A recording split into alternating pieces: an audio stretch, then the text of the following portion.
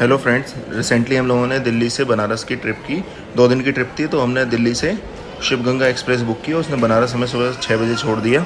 उसके बाद हमने क्या किया, हमने होटल बुक नहीं किया था क्योंकि होटल जो है वो 12 बजे चेक इन दे रहे थे। तो हमने सोचा ऑफलाइन देखते हैं। तो हमने एक ऑटो वाले को पकड़ा और उसने बोला कि मैं आपको होटल दिला दूँगा अच्छा है। तो फिर बनारस के बारे में थोड़ी बहुत फ़ोटो वोटो खींची। उसके बाद हम चले गए होटल की सर्च में ऑटो वाले के साथ। ऑटो वाले ने 100 रुपये लिए और 3-4 होटल देखने के बाद उसने शिवाला में एक हमें होटल दिखाया। वो हमें पसंद आया। 1800 रुपये हमने डील डन की और उस होटल में लिफ्ट वगैरह भी थी। उसके बाद हम निकल गए मंदिर की तरफ वॉक करके ही। करीब 3 किलोमीटर था वहाँ से, तो आधा पौना घंटा लगा।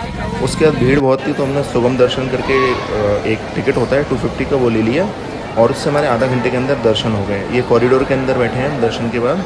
मोबाइल आप चाहें तो सुगम दर्शन से आ रहे हैं तो अंदर भी जमा कर सकते हैं, और नॉर्मल लाइन अगर छोटी हो तो आप अंदर भी जमा कर सकते हैं मोबाइल चाहें तो। सामने आप ये देख पा रहे होंगे, यहाँ पर जूते चप्पल का काउंटर था और मोबाइल जमा करने का स्थान भी था और पीने का पानी भी था। और इस साथ में गेंदबाबी मस्जिद भी है जो बहुत विवादों में रही थी, वो भी आपको कॉरिडोर से दिख जाएगी। बिल्कुल दीवार से दीवार लगी हुई है, तो यहाँ तक आप मोबाइल ला सकते हैं बिना किसी इशू के। और जनरल लाइन में आ रहे हैं तो अगर लाइन ज़्यादा लंबी तो कोशिश कीजिए बाहर ही कहीं जमा कर दीजिए।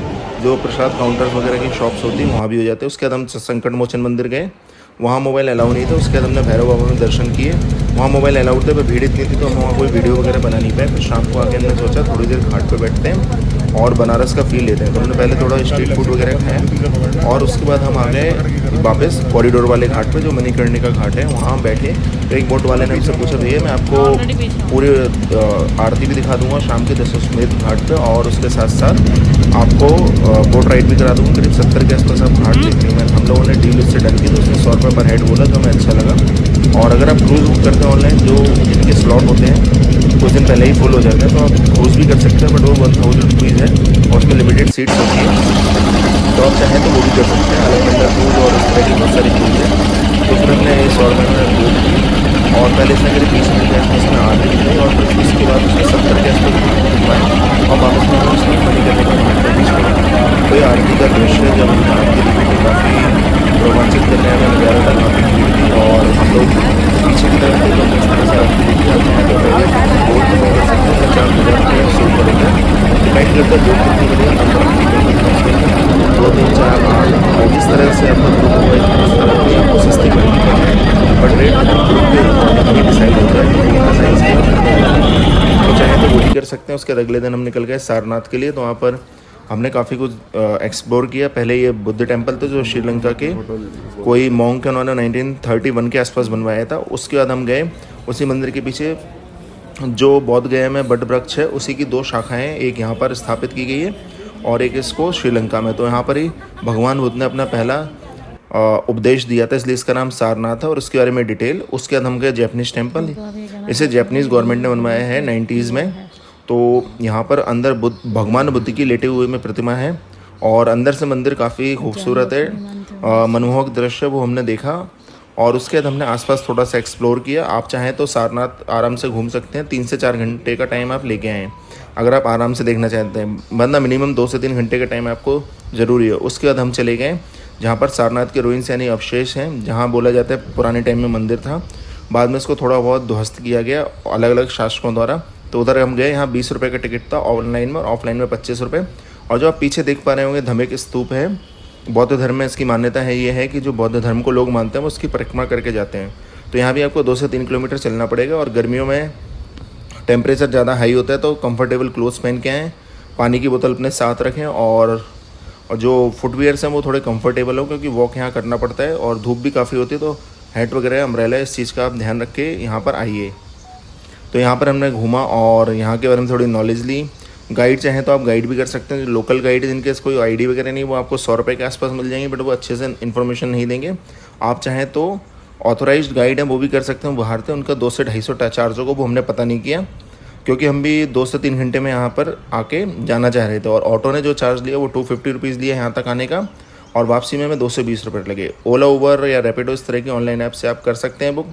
वैसे 500 रुपये तक मान रहे हैं, बाकी आपकी नेगोशिएशन स्किल के ऊपर है। तो 250 रुपये तक यहाँ ऑटो आ जाएगा। वेटिंग वाला ऑटो मत कीजिए क्योंकि वो जल्दी करेंगे कि 1 घंटे में वापस चलो, पर यहाँ के लिए मिनिमम आपसे को 2 से 3 घंटे चाहिए। तो आने का अलग कीजिए, जाने का अलग ऑटो कीजिए। बाकी यहाँ पर देखने के लिए काफ़ी कुछ है। अगर आप बनारस में तो ज़रूर आइए। और ये सिर्फ बनारस से 12 से 14 किलोमीटर दूर है, डिपेंड करता है आप किस जगह पे हैं। यहाँ पर आप जो अशोक स्तंभ है वो भी देख पाएंगे, उसके अवशेष यहाँ पर ये गड़ा हुआ था, ये वो साइट है। और म्यूज़ियम के अंदर अशोक स्तंभ देख पाएंगे, इसका 5 रुपये टिकट है। और उसके बाद बहुत सारी भगवान बुद्ध की और उस तरह की मूर्तियाँ हैं, बुद्धकालीन बहुत सारा कुछ देखने को मिलेगा। तो इसके बाद फिर हम डायरेक्ट हमने कुछ खाया पिया और बनारस के लिए हमने ऑटो किया और 222 रुपये में ऑटो मिला, उसमें हमें कालभैरव मंदिर के पास छोड़ा। उसके बाद हम दशाश्वमेध घाट पे वॉक करके चले गए, 20 से 25 मिनट हम पैदल चले गए। रास्ते में बनारसी चाय और स्ट्रीट फूड वगैरह ट्राई करते हुए लस्सी हमने काफ़ी टाइम की। और जब आप घाट पे आते हो तो यहाँ भीड़ बहुत मिलेगी आपको, तो कोशिश कीजिए 5 साढ़े 5 तक आ जाइए, तब भी आपको थोड़ा पीछे ही बैठना पड़ेगा। अगर आपको चेयर्स आगे की तरफ डली वहाँ अगर आपको बैठना है तो आपको यहाँ पर आना पड़ेगा। एटलीस्ट आरती शुरू होती है 6:30 के आसपास, तो उससे 3 साढ़े 3 घंटे पहले। तो हम 5 सवा 5 पे बैठे तो हमें थोड़ा पीछे की तरफ मिला और इस तरह का माहौल था। और इस तरह से पूरी इधर मंत्रों के द्वारा गायत्री मंत्रों के द्वारा पर आरती की गई।